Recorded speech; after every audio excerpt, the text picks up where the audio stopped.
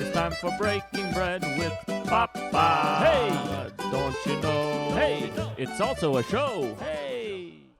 You got huge numbers off of Facebook and YouTube and just people, which is such a testament to how funny you are, because a lot of times a platform will get a lot of eyes on something that maybe isn't that great, but stuff that's great, the eyeballs will find it, and that's what's happened to you, and it's great to see.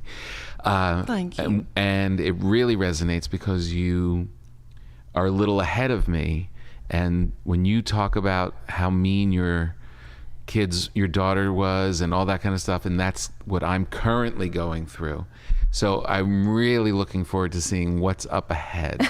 Because your babies are how old? I've got 16 and 19, about to be 17 and 20. Girls, next both month. girls? Both girls. And your run on the mean teenager coming down the stairs and being so scared and how they're nice to everyone in the world and they get into your minivan, all that stuff is so accurate and so deadly true. And here's something, this is what I want to share with you.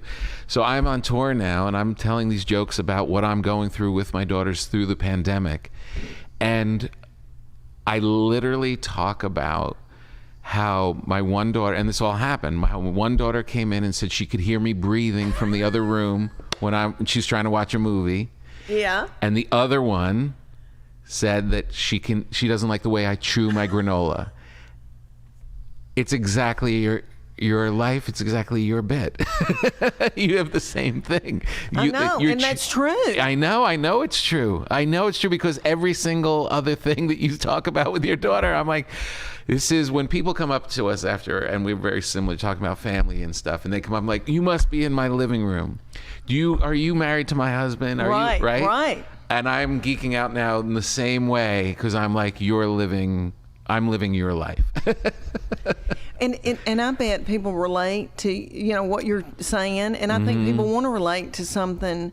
And when I first got started in comedy, I mean, this is 22 years that I've been doing it, and I know that people think, this just happened for her, and she's like one of these YouTubers that just put out this stuff. But I mean, this is a long time coming. Yeah. And I remember people telling me years ago, there's going to be, people are going to buy tickets to shows that they've seen something on Facebook. And I'm like, what? That sounds like voodoo. And I fought that stuff for a long time, social media, and I was like, I don't need that. And, things were just, I was, in Knoxville, Tennessee. Yeah. Barely doing, doing whatever I could get, horrible gigs. Yeah. And then going out on the road some in comedy clubs, but comedy clubs didn't book me as much because you got to come up through those, Yeah. And I wasn't in L.A. or New York, and my husband's, got a job and had health insurance, so we stayed in Knoxville. I begged him to come to L.A. When they were little, I said, Chuck, please, let's move, and I'll cook on a hot plate. And I know I can make it. And he was like, what, are you crazy? I mean, he's a very practical person. Right. Anyway, and I'm a dreamer. But you knew it. You had a feeling I knew it. I just knew it. But anyway, here it's better, it's happened now. My children don't need me. They're grown. Right. And because I was the one that took care of them because their daddy was always traveling with his job. But yes, I started talking about birthing and being pregnant. That was a very, very prolific time for me. Yeah. Then it went through elementary school and, somebody doing on a t-ball field. Right. And then that was a good time. And then middle school, they were like, do not speak my name. Do not, it's like Will Smith, get your name out now. And then that was a very dry time. And then high school, they were like, we don't care what you do. And they were like, we're never going to see you again. What difference does it make? And now people say to me all the time, do they care what you talk about? And I go, no. And they're like, Mom, do whatever you want to. But that middle child, when that bit came out and I talked about how hateful she was, right, people were like, you shouldn't be making a fun of a child that has misphonia, which is like you can't take sound. And I'm like, she doesn't have misphonia. She was just a real butthole. Yeah, she's just mean. Just mean.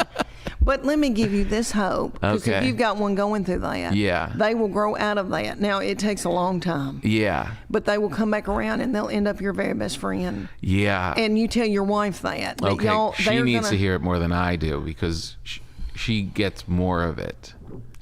She's a mama does. Yeah. There's a different dynamic there. Yeah. And I see the skies clear at some points. Like I see it like, oh, there she is, and then you think it's cool, and then see them she at goes, breakfast.